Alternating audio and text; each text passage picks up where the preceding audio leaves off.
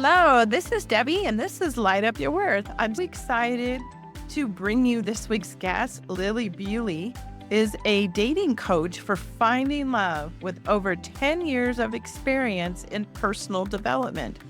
She herself went from just surviving in life to thriving in love and purpose. Currently, she is helping single and successful women love dating and finding true love.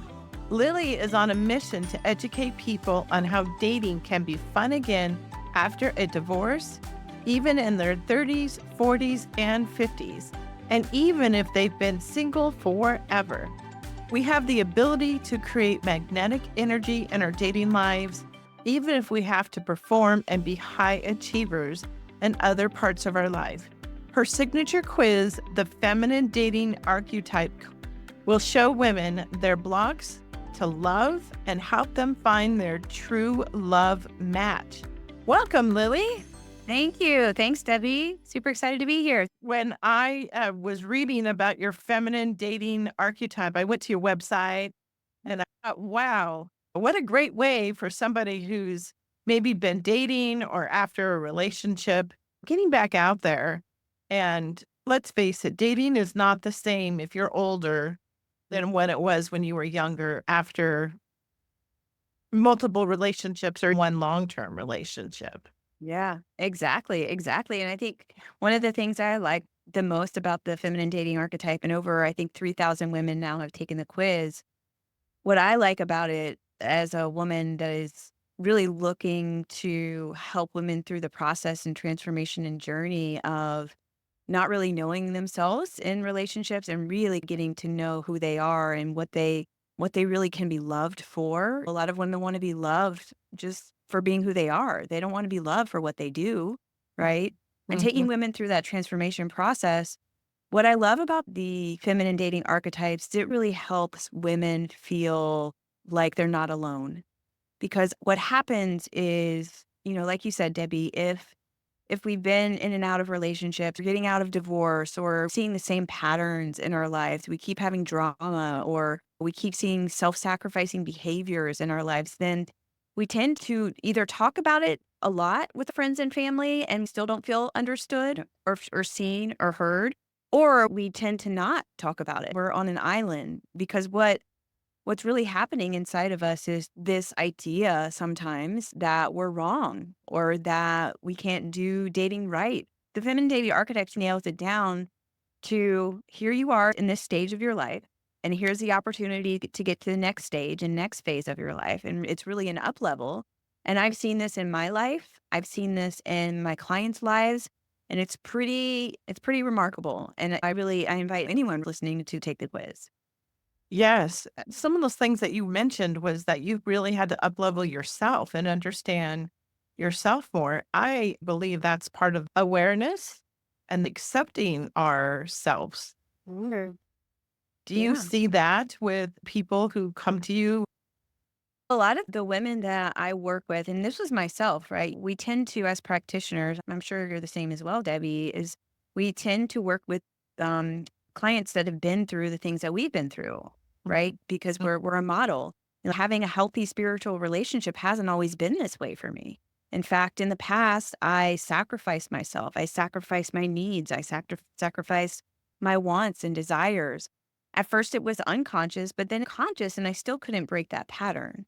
And it is all about learning who you are in the process, because who you were to get through life that you were dealt, whether abuse and trauma in your childhood, whether things led you to not trust yourself or not trust other people, or whether it be in your past relationship, or even if you're in a relationship, the current relationship that you're in right now, but everything that has happened to you in the past informing your current, your present. Sometimes the coping mechanism is to be someone or not. Like me, a high achiever, getting validation through actions, resume, straight A's, being a good girl, all those things were great in the past. But when you get to a point where you are really desiring a healthy, spiritual, beautiful relationship, epic love relationship, there has to be parts of us that we shed, that we unlayer, that we delayer and we heal to really become on the inside the people and women that we were meant to be so that we can attract the love that was meant for us. Hmm. Oh, so much truth in that.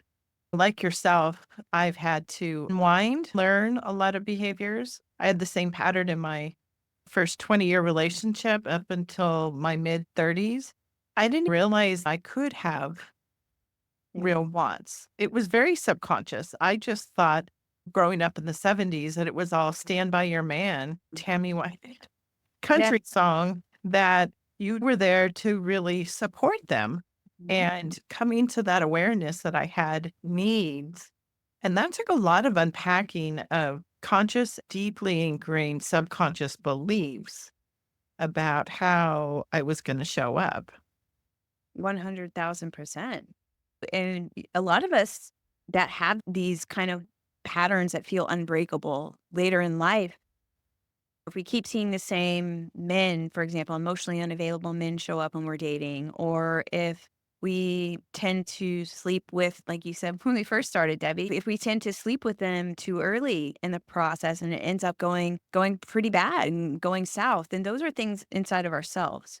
So really getting to the root cause, like you're saying, Debbie, really getting to that point of healing the root cause for why we're doing the things that we're doing it's everything. It really is everything. I was the same way too. I didn't know the the very difficult part about this conversation is that we don't know what we don't know. We can't Mhm. experience what we haven't experienced yet. So the reason why the inner work is so important is because we literally have to experience the love that we desire, the use whatever term that you want, unconditional love, what have you. But we have to experience that on the inside of ourselves in order to attract it on the outside. Our actions, our behaviors, our thoughts, our emotions, and our beliefs really have to line up inside of ourselves. All of those things, for the most part, no one's perfect, but for the most part, have to line up on the inside of ourselves in order to attract the love that we want on the outside of ourselves. What you're saying, Debbie, I didn't even know I had needs, wants, and desires. If anyone is going to take the feminine dating archetype quiz, that's the chill woman archetype. All of her needs, wants, and desires are outside of herself, and she doesn't know how to identify the needs and wants and desires that she has. Hmm. That's a tough place to be. It, Yeah. it really, what I know now about myself is that was tied to my worth of what I thought would be my accomplishment would be this relationship. Not to say anything bad about him, he's the father of my son, but I had unrealistic expectations as well. Really. You would bounce back on what I thought a day-to-day long-term relationship would look like. Granted, we were young too, so there's a lot of immaturity there, but Mhm. going into this current relationship that I'm in, very different expectations of what I was looking for. Mhm. Yeah. Yeah, I'm curious what that would have been for you, but I can say again, a lot of us were like, if you're thinking about, again, we don't know what we don't know. We haven't experienced what we haven't experienced. If we're modeled a relationship dynamic from our parents, for me, it was a submissive dominant. My mom was more submissive, not in the sexual term, but just in the way of she did not have any needs. She did not have any desires. So that was the example I took from that experience. Some of us experience a great childhood, but you're also observing subconsciously or unconsciously that your parents really are in a roommate style situation. There isn't an emotional connection. There isn't emotional intimacy. It's more like a high level transactional partnership, right? Than anything else. It's hard to conceive what might be for us in the future. It is a difficult place to be because we end up, like you said, Debbie, we end up performing for our worth, wearing masks to feel worthy. We end up getting validation from everything outside of ourselves, whether that be the money or the cars or the clothes or the body or social status. It turns out, at least for me, that bucket you're filling of love or worth has holes in our work. We patch those holes, feel fulfilled, not just independent, but interdependent with the world and spirit and all of the things. And that magnetism that you bring into the world can only attract a love that you've ever known. Yeah, completely agree. I know when I met my current partner. We met online and emailed for quite some time. And then we talked on the phone for quite some time. And when we finally met in person, we had a lovely date up at the flag, like an observation, like in Flagstaff, where they discovered Pluto. It was daytime, of course. And we went out to eat to come back for some of the exhibits that weren't going to be available until it was really dark. So we went out to eat and found a mutual restaurant. We both love Mexican food. We had a Mexican meal and we were talking, and I think we really got something here. And Mm, I'm like, this is after we've been talking for an hour. And I teared up. mm, We were sitting at the bar, that's where we ate. And I was facing towards the bartender. He was sitting towards me. He moves my chair to face him. And mm. he tells me he will never hurt me because I was like, I don't know. I don't know if I'm ready. And it was the most remarkable thing. The stuff that he said is still true. He would never hurt me. If he did, it wasn't intentional. He would change, and that he made a promise that everything he ever tells me he will do. I was exhausted, emotionally exhausted from meeting people who aren't who they say they are. And Exactly. so I was wanting to allow this time for it to develop into, is it really going to be? Mm, Are you really who you say you're going to be? He is. He mm, shows that every day. And it's really interesting is that I had to get to a point of being physically, emotionally, just spiritually, just exhausted with the whole thought of having to entertain somebody. mm. And so finding somebody is you're like, okay, at 56, like I was like, I'd resigned myself to maybe I'll just be single the rest of my Yeah. life. Where I Yeah. have all my friends celebrating like 20, 30, 40 years of marriage all around me. And it's interesting dating when you're older and getting back to, but it took me being that exhausted for me to go, okay, I'm not going to do that anymore. I've learned boundaries. I'm not the only woman who's taken your fifth decade. It wasn't until my fifth decade that I really stepped into my own worth and baseline of so much and how that actually shows up in dating. But I am curious. I don't want to get too off track of Can what, can I jump in? It's so yes. interesting. Thank you for sharing that story. What I just want to highlight here is I'm sure when you getting to that place that you did was not it was work that you had to do inside of yourself, right? Mhm. When he told you, I'm not going to hurt you, I can imagine that your body just completely relaxed, right?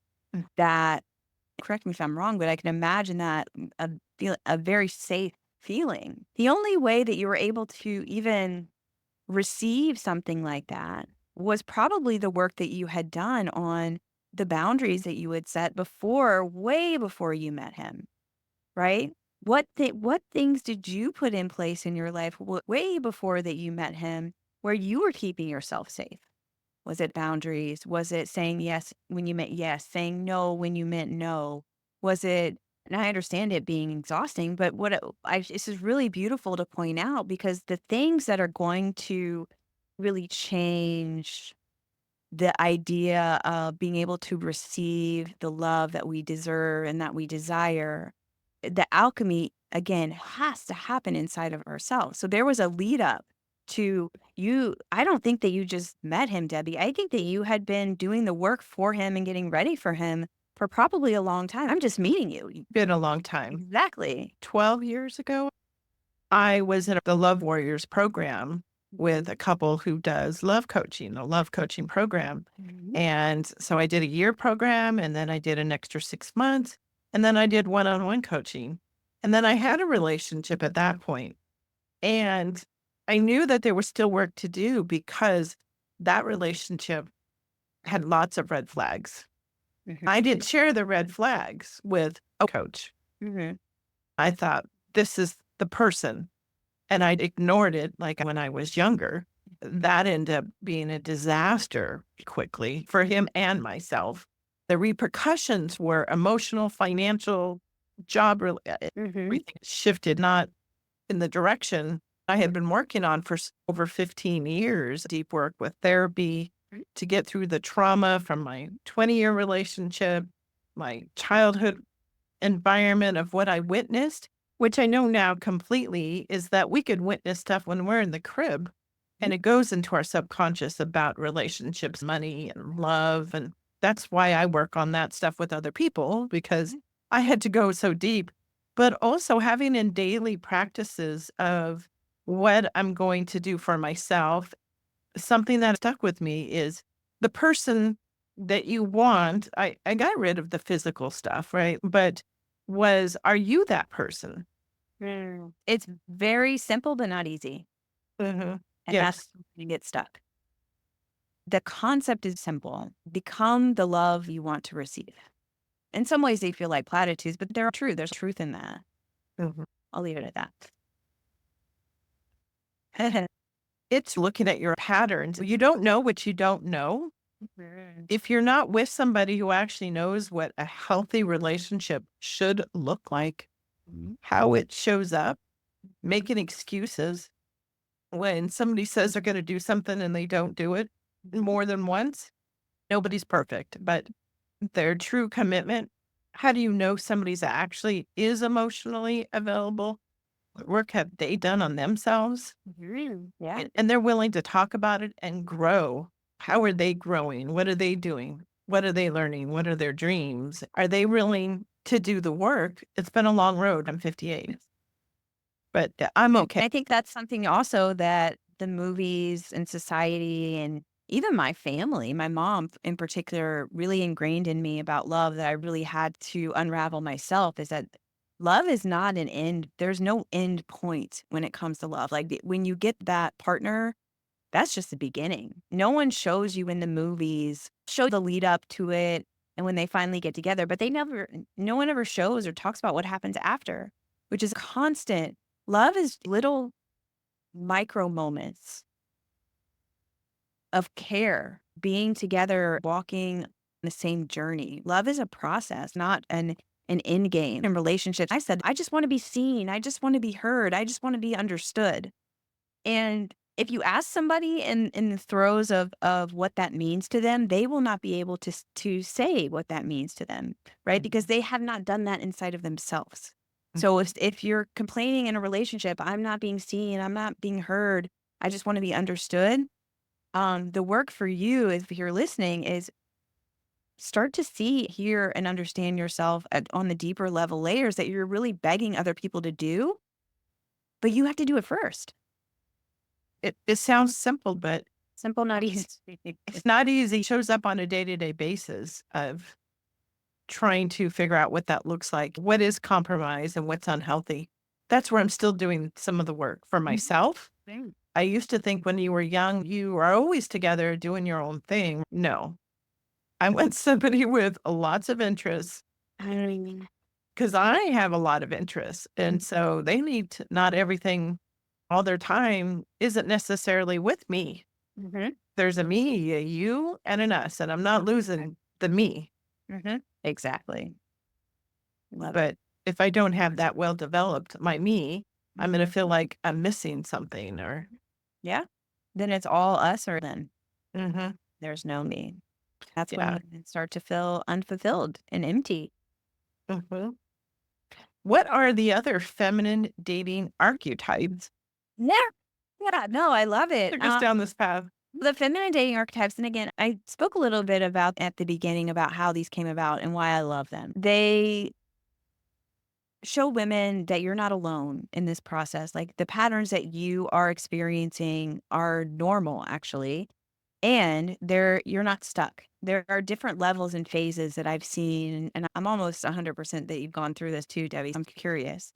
This was a culmination of my journey, how I got to Epic, my Epic love relationship, how I saw my clients start to go through the same phases, and a combination of attachment theory and how our nervous system handles relationships and all of these beautiful things that I was starting to learn from a practitioner perspective and then applied to myself and my clients. God one day was like, oh, this is it. It all siloed into four feminine dating archetypes. the chill woman, she is super familiar with overwhelming anxiety in the dating process. This tends to flare up in a span of 24, 48, 72 hours after not hearing from the other person, like on the apps or really anyone really that she wants contact with. The chill woman tends to get ghosted a lot and she doesn't understand why. She's probably pretty good at communicating, but she just gets ghosted a lot and she doesn't understand why. Sometimes the chill woman tends to have sex pretty quickly after meeting someone, even if she promises herself that she's not going to do it, she ends up doing it anyways. And she attracts men who just want to hang out and chill. And she normally says yes to this because she really craves connection. She's complained in the past, like we were talking about before, Debbie, of not being seen and heard in relationships. You're not seeing me, you're not hearing me. And she really just wants to know that people are going to be there and not leave. Now, if you are identifying with the chill woman, here's what you need to work on inside of yourself. The healing for the chill woman is about boundaries, what you were talking about, Debbie. It's about boundaries inside and outside of herself. Her opportunity is to see and hear and understand herself on the inside so she can start to understand what her needs and wants and desires are. Because a lot of times the chill woman will be like, somebody will ask her, what do you need? What do you want? And she doesn't know. She doesn't know the answer to that question. So the internal work is figuring those out. What does she need? What does she want? What does she desire? Because she can't get that unless she knows that. So there's a clarity piece in that. And that's a pretty big thing. Yeah. I think all women are chill women. Yeah. I'm sure were you at once a Oh, chill woman as well? yes, yes. When you go out on a date and you don't hear from them and you're like, wow, that went so well. And then you wait and you wait. And then if you do hear from them, they don't follow up. They don't they're definitely not interested, Mm-hmm. Mm-hmm. Yeah. but you're Anxiety and desperate or you're lonely. yeah, lonely. Yeah. Yeah, that's the chill woman. The next one is the fortress woman, which is actually, you said something that was very indicative of the fortress woman when you're just about to give up, Debbie. Mhm. You're just about to give up and you were like, oh, maybe I'm good. I'll be good. I don't need this. That's what the fortress woman is. So the fortress woman has a wall the size of the Great Wall of China around her heart. She's been hurt by love before. The only way to defend her heart is just to not let someone in. And a lot of times the fortress woman, she'll feel like she's fine. And so this is probably pretty triggering to the fortress woman because I'm calling her out. And when I was a fortress woman, I did a vision board and my vision board had a beautiful mansion house on it and lots of animals, lots of dogs, lots of cats. And it was me solo, no partner. Yeah.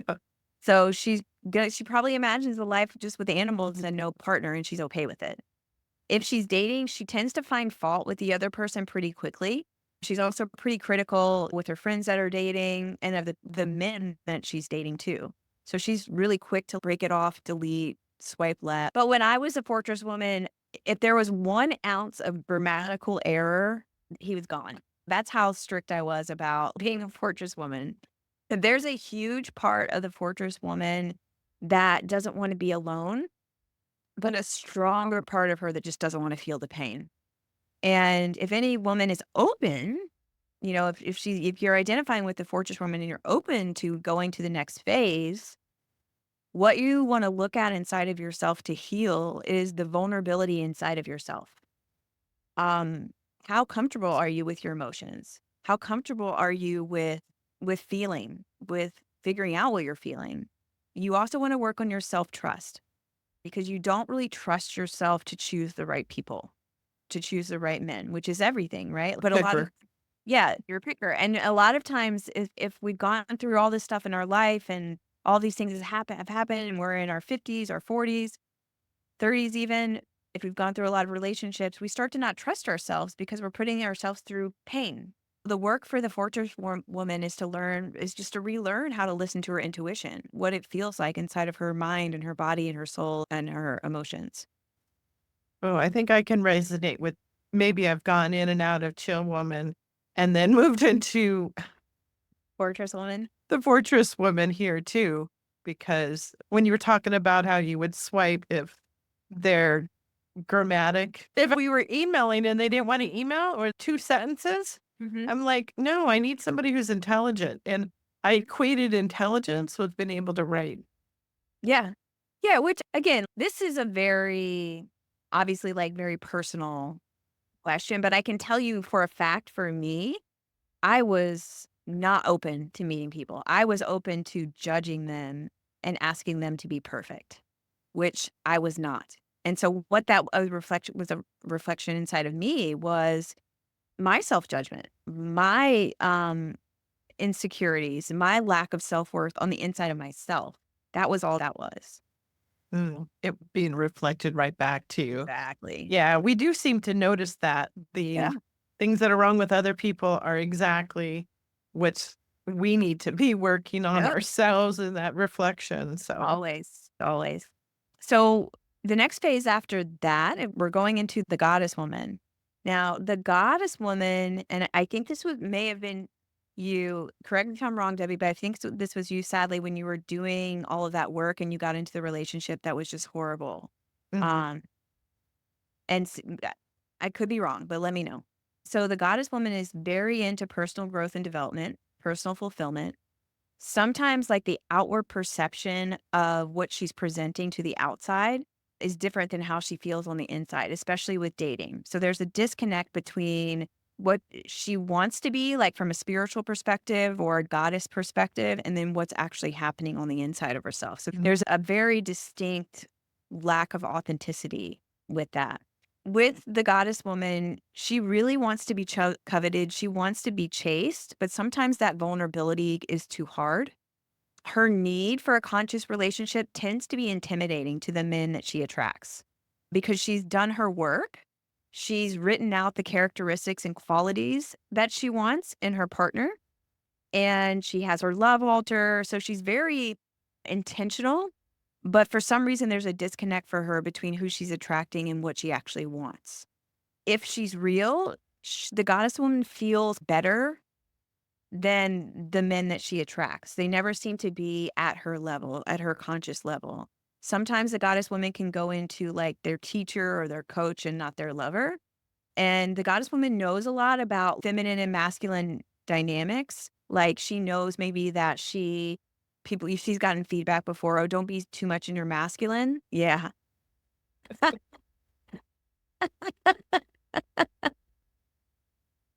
I'm not.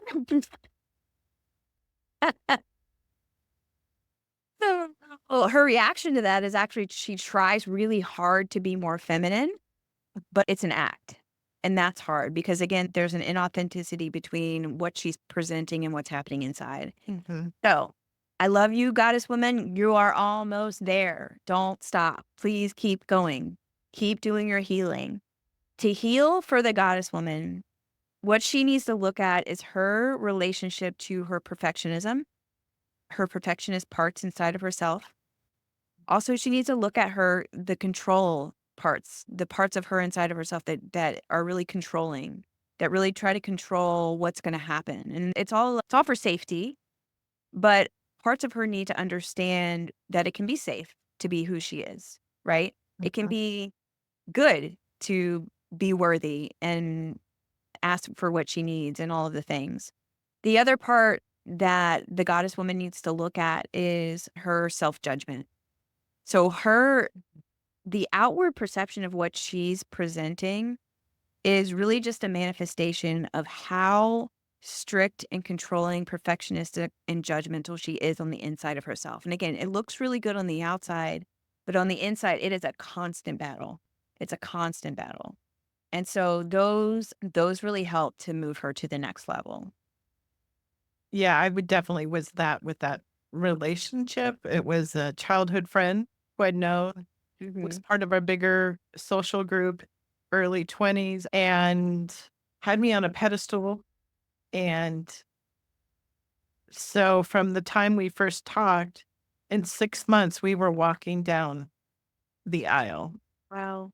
And that within a year, we both knew that I hate to think of anything as a mistake, but it was definitely a huge lesson learned. Yeah. It was probably one of those instances where it's like one step forward, three steps back. I can imagine that. Yeah. And it was exactly everything that you just shared too about the goddess woman. I had to get through some of the perfectionist Yep. qualities. I was attracting people that I would date even right before him that I had done all the work and maybe they had done some and Mhm. I made it out to be more bigger, uh, even though I could easily see Yeah. Yeah. their stuff. And then there was a telltale sign when you get told, "You need to stop trying to coach me." Mm. I'm like, Oh, that hurts. Yeah. "Oh, Yeah. yeah, Yeah. yeah." So Yeah. it's funny, I've been fitting into all 3 of these at different stages Yeah. Yeah. where I've been. Mhm. Yeah. That's the way it goes. So, the woman that I aspire to be, right? The woman that I didn't have a great example of, to be honest, and the woman that my clients aspire to be. And mind you, let me just say this with a caveat. I don't want women to hear this and be like, oh, I need to act like this. This is what I need to act like. That's not it. What's it is the work that you do inside of yourself to become the woman that you are meant to be. That's it. And so the magnetic woman is again, a woman that I aspire to be 80% of the time because there's no 100%, right? I'm a human. I have I still have my patterns. I still go through days where I'm in anxiety or depression or what have you. But the difference is now is that it doesn't take me 3 months to get out of it. It takes me a couple hours, right? So that's the growth. The magnetic woman, she knows who she is and what she wants. She honors herself by setting and sticking with dating boundaries. She is loving, she's caring of herself when she messes up. So there's a lot of grace and compassion that she has inside of herself that is really deep in her bones and deep in her soul. Her internal worth and internal magnetism has moved from her head, I know I'm worthy, to her body. I act like I'm worthy, right? And that's the juice. That's where the rubber meets the road is do your behaviors line up with what you think or know or believe?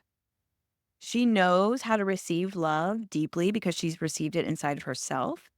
She asks for what she wants, and she's okay either way, whether she gets what she wants or doesn't. But it's an indication, like what you're talking about, like, how would I know?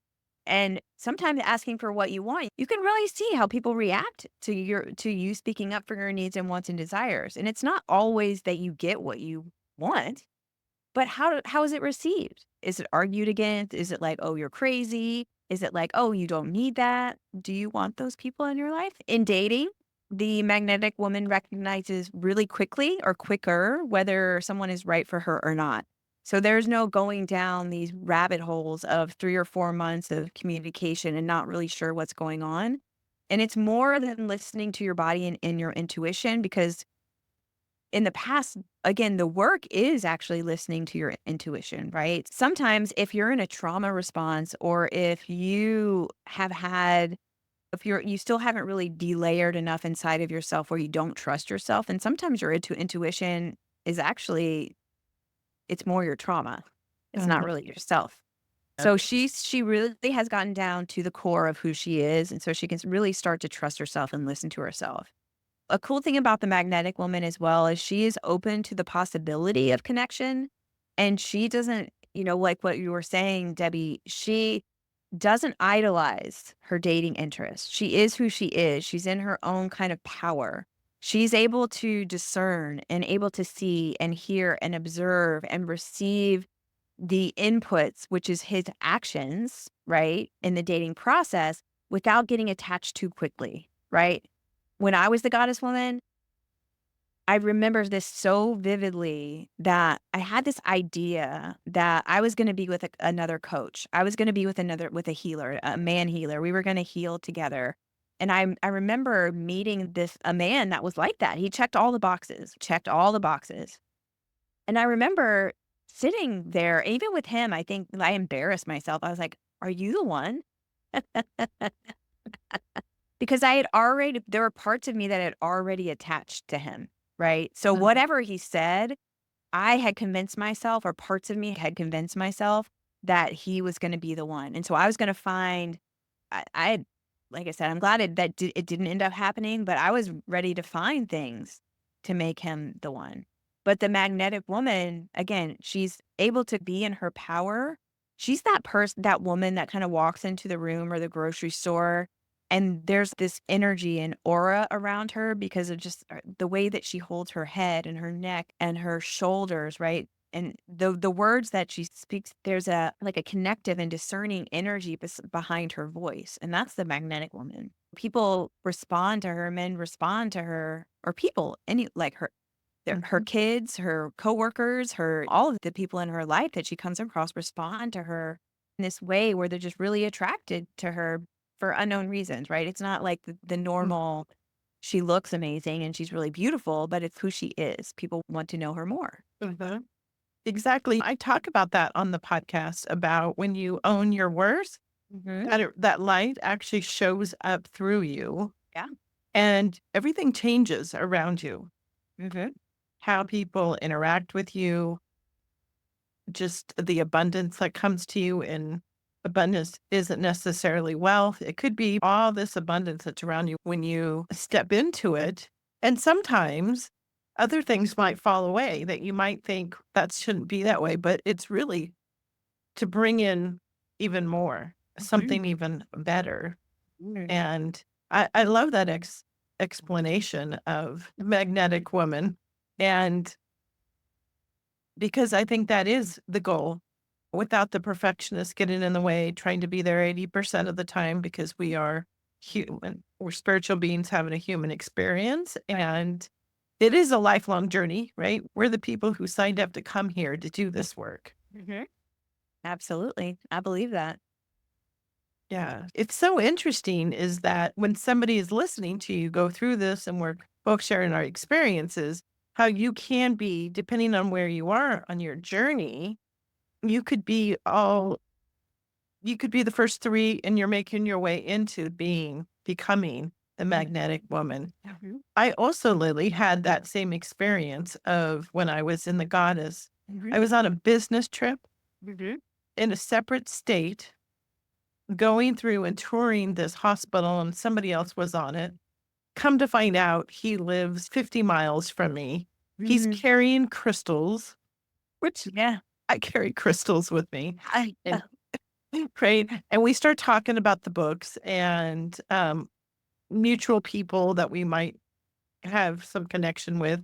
And Mhm. I've never met him. And he's so intelligent. So he's all the things that I was looking for. And I thought, oh, wow, isn't this bizarre? And I remember buzzing the whole way home.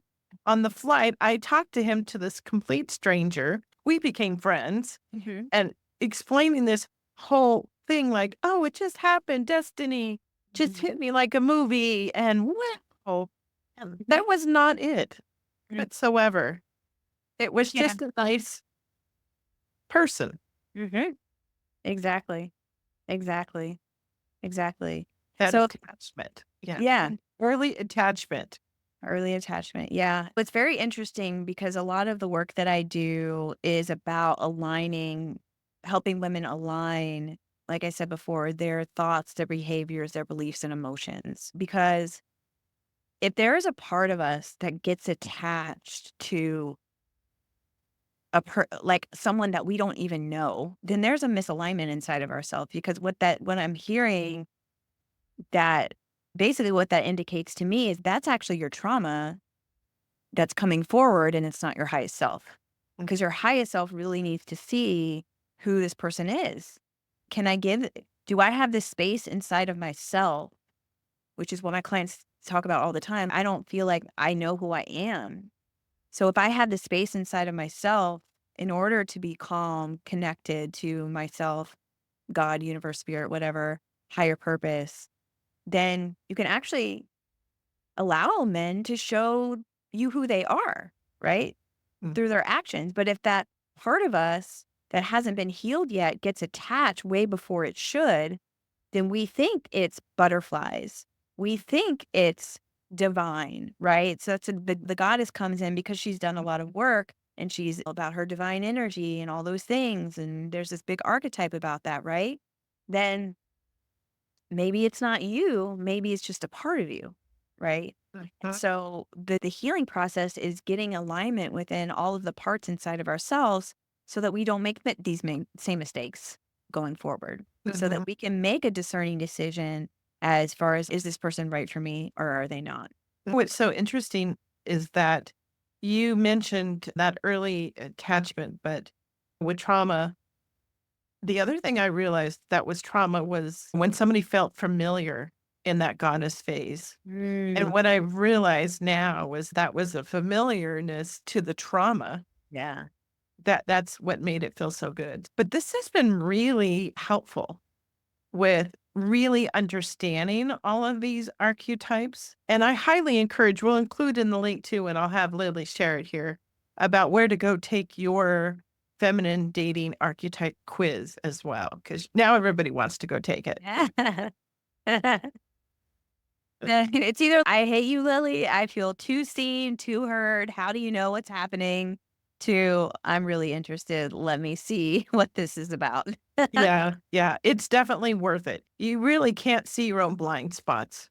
That's it. You Yeah. just can't in whatever area. So now what I want to go to is the questions that I'd love to ask all my guests because I'm a huge believer in music. Mm. I can believe it can lift you up, change your mood. And I'd like to know, Lily, what is your song that you like to put on to shift that for yourself? Ooh, thank you. Ooh, I love music too. By the way, I do have. I'll send you my playlist too. It's a self love healing playlist I have, Ooh, and it's a work of art. I'll tell you what, Debbie. But my my healing song right now is by Andy Grammer. Don't give up on me. I don't know if you've heard that one, but yes. you I'm like a that? huge Andy Grammer. Yeah. Yeah. And his story, how he made it. Oh, I don't even know his story. That's really sad. It's powerful. I have to It's look at it. powerful. Okay. Okay. Yeah. I'll look at it. Maybe that's why I like the song so much and subconsciously, maybe that's why I'm Hmm. Yeah. yeah. So that's why it's Yeah, his story was that he wasn't gonna give up singing, and him and his wife had agreed that he wasn't gonna give up, and he was down in I don't know if it was Hollywood itself, uh, but someplace down south where all these producers and stuff would be, and he'd go out and sing on the corner all day. Came wow. home one night, and he was just exhausted, feeling a little down, and then he had a conversation with his higher self, God, universe, I'm not sure who, for him, and he says, "If this is what I'm gonna always sing, and if this is where you want me to do it, is to sing on the corner, I'm in for it." Next day, he's singing, a producer walks by, and they connect next day, and that's why his songs are so uplifting. I just absolutely love Andy's Oh, music. so Him beautiful. and his music, right? And he's the true authentic person. I know people have met him in person, Mhm. and that's who he is. I felt that in my soul. Thank you for Mm, sharing that with me. yeah. Thank you. So, Thank great you. song. That's good. The second question I'd like to ask is where you are now in this season of your life. If you could go back and talk to your younger self about your worth, what Mm. would you tell her? I tell her this all the time. So this is a lot of what I do on myself and with my clients is what you would term inner child work. So I talk to myself all the time, that younger girl in different scenarios. And the two core things that she never heard, or actually three, was I got your back because she always felt alone. The other thing was you're not doing anything wrong because she felt that she couldn't breathe, that breathing was just not worth it. And then you're perfect as you are, which again, she worked really hard. She got really good at being perfect in other ways, but she really didn't believe it. And so I would tell her those things. And I still tell her that. And I tell my nieces and nephews that and tell them that they're amazing and all that stuff. And I'm only able to give that love really. Again, it's because I give that to myself. Oh, that's such a powerful piece of wisdom that you're sharing with our listeners, and I'm glad that you still do that for yourself, right? I do something very similar to Hmm. myself on a Yeah. daily basis. Yeah. And I want to say too, Debbie, like the opportunity is if I'm assuming the women that are listening are pretty into their growth and healing, making an assumption. And I'm the opportunity is if they are single, and I know that you felt this because of the story that you told me about your current relationship, is it once again, is if you can give this to yourself and really those parts of you, those younger parts of you can believe it because your actions line up with your words. The most beautiful thing that has happened in my relationship, and that happened to you, it seemed like very early on for you, Debbie, when he said, I won't hurt you, was now that I can give these specific things in words or actions to those parts of myself that need it, now my partner can give it to me too, which feels so amazing, so connecting, so healing. It's a love that I have never been able to receive until him. And so this work is so deeply important. So if you're listening, whatever phase that you're on, keep going. Please don't stop. Please continue to heal. When we do this, it changes the world. It really does. And so it's, yeah, super important. It does. I didn't give up. Yeah. Don't I give took up. pauses, right? I took pauses when I Yeah. needed to, but Yeah. I didn't give up. I knew intuitively, but I also sought help. I've had a lot of different coaches. I've had energy Mhm. mentors, and they don't call themselves coaches, but as well as a lot of subconscious work, Mhm. and all of it combined Mhm. helped me get here, and being blessed with some really great friends too, Yeah. Love to it. remand you on Yeah. those days you forgot. Yeah. But this has just been so wonderful, Lily. I know that there's somebody where this really is resonating in their soul. And how can they reach out to you? Yeah, thank you. As you mentioned, the Feminine Dating Archetype quiz, I invite anyone, whether you're single or any woman, whether they're single or in relationship and you're maybe feeling like you're on your next growth edge, even in your relationship, to go to datingarchetype.com. And like you said, it's a 2-minute quiz. It'll help you reveal your blocks to love and help you find your true love match.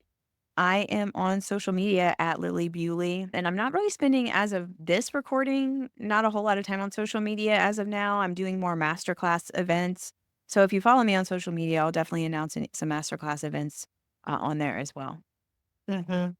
I think a lot of people are spending less time on social, just getting directly into the sites where all Yeah. the goodness is. Yeah. The So, community, it's huge. Yeah. community is huge. So, thank you so much for sharing all of the wisdoms, sharing part of yourself with your own journey. I really appreciate your vulnerability. Appreciate you being Lily. Debbie, I appreciate